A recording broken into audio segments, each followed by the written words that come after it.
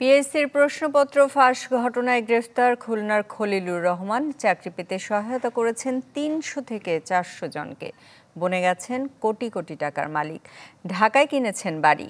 প্রশ্ন ফাঁসে জড়িত বরিশালের লিটন সরকার ও বগুড়ার নিয়ামুল ও মামুনুরের স্বজনদের দাবি, ষড়যন্ত্রের শিকার তারা।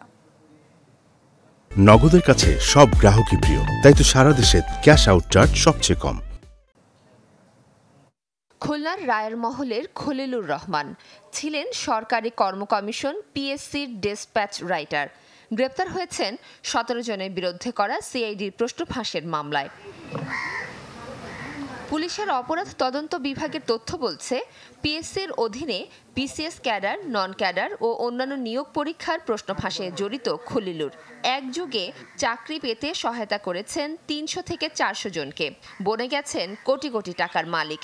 যা দিয়ে বাড়ি করেছেন পৈতৃক জমিতে, ঢাকায় কিনেছেন ৩ কোটি টাকার ফ্ল্যাট।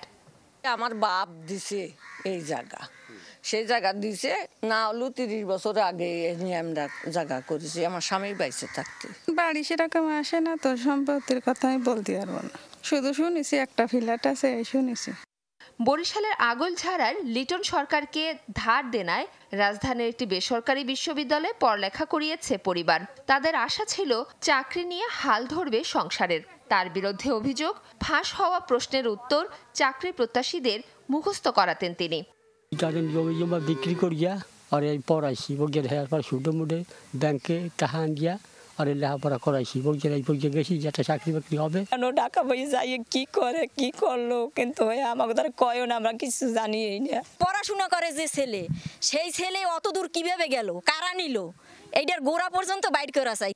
বগুড়ার গাবতলীতে আধা পাকা বাড়ি ছাড়া নিয়ামুল হাসানের তেমন সম্পত্তি নেই বলে দাবি স্বজনদের। গ্রামবাসী জানায়, অনিয়মের কারণে পিএসসির চাকরি গেলে টেকনিশিয়ান হিসেবে নিয়ামুল যোগ দেয় সোহরাওয়ার্দী মেডিকেলে। একই উপজেলার মামুন ও রশিদের খুব একটা যাতায়াত নেই গ্রামে, তবে রয়েছে বেশ কিছু সম্পত্তি। অর্থনীতি বা কোনো লেনদেন বা এই ধরনের কোনো ঝামেলাও আমরা শুনিনি। ওনাকে হয়তো কিছুটা ফাঁসানো আছে, তাছাড়া নতুন চাকরি করে এত ভদ্র ছেলে এই কাজে জীবনও যেতেও পারবে না, আর এরকম এলাকাতে কোনো রিপোর্ট নাই।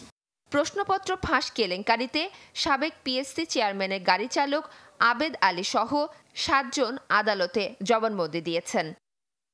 মাফতুহা মিলি, চ্যানেল 24।